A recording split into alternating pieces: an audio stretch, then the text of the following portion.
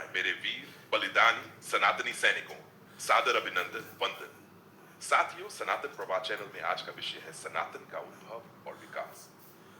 भारतीय संस्कृति की आत्मा यदि किसी एक शब्द में समाई हुई है तो वह शब्द है सनातन।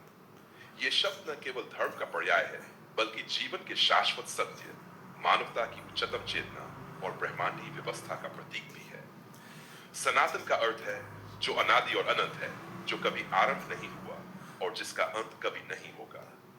इस दृष्टि से देखा जाए तो सनातन धर्म किसी व्यक्ति, काल या ग्रंथ से उत्पन्न नहीं हुआ, बल्कि यह स्वयं सृष्टि के साथ प्रकट हुआ, जैसे सूर्य का प्रकाश या वायु का प्रवाह। जाने सनातन शब्द को अवधारणा। सनातन संस्कृत धातु सन से बना है, जिसका अर्थ होता है नित्य, चिरस्थायी, अपरिवर्तनीय। जब इसे धर्म के साथ जोड़ा जाता है, सनातन धर्म, तब इसका आशय होता है ऐसा जीवन पथ जो सृष्टि के आरंभ से ही विद्यमान है, जो सभी प्राणियों के कल्याण के लिए है और जो युग युगांत तक प्रासंगिक रहेगा। सनातन धर्म कोई एक संस्थान नहीं है, यह किसी एक व्यक्ति द्वारा रचित मत या संप्रदाय नहीं है। यह जीवन जीने की एक पद्धति, आत्मा और परमात्मा के संबंध की अनुभूति तथा सृष्टि के संतुलन का विज्ञान है। जाने सनातन का उद्भव। वैदिक युग की पृष्ठभूमि। भारतीय इतिहास में सनातन धर्म की जड़ें वैदिक युग तक जाती हैं, जिसे मानव सभ्यता का प्राचीनतम काल माना जाता है। ऋग्वेद, यजुर्वेद, सामवेद और अथर्ववेद, ये चार वेद न केवल धार्मिक ग्रंथ हैं, बल्कि विज्ञान, दर्शन, समाज, पर्यावरण, चिकित्सा और संगीत के आदि पुरुष हैं।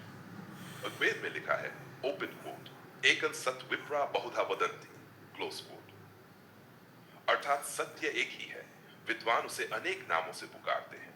यही भाव सनातन धर्म की आत्मा है। यहां सत्य का कोई एकाधिकार नहीं है।